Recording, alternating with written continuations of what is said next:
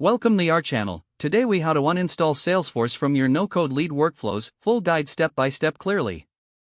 To uninstall Salesforce from your no-code lead workflows, start by logging into your no-code platform.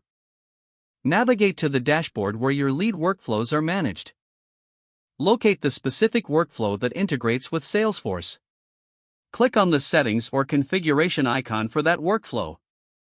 Look for the integrations or connected apps section within the settings.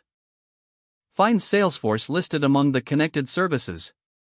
Click on the option to disconnect or uninstall Salesforce. Confirm the disconnection when prompted by the system. Next, navigate back to your main dashboard. Check each lead workflow to ensure Salesforce has been fully removed. If any related components or actions still reference Salesforce, remove or edit them.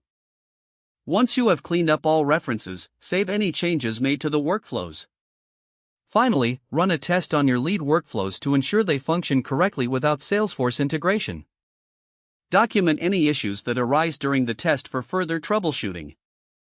After verifying everything is in order, you have successfully uninstalled Salesforce from your no-code lead workflows. If the page does not load, refresh the browser or try again in a private or incognito window. Make sure you are using the correct email address, then retype it carefully to avoid small typos. If your password is not accepted, use the reset option and create a new strong password you can remember. Check your spam folder for verification or security emails, then complete any requested confirmation steps. Enable two-factor authentication if available to improve account security and reduce unauthorized access risk. After signing in, review your profile details so your contact information and settings are accurate and current. If you see an error message, note it down and try again after restarting your device and internet connection. Log out when you finish, especially on shared devices, to keep your account and payment information secure. If the page does not load, refresh the browser or try again in a private or incognito window. Make sure you are using the correct email address, then retype it carefully to avoid small typos.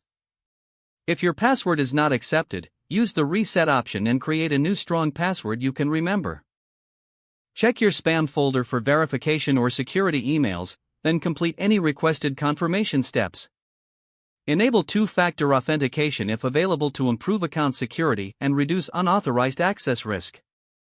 Don't forget to like this video and subscribe to our channel for more step-by-step tech guides.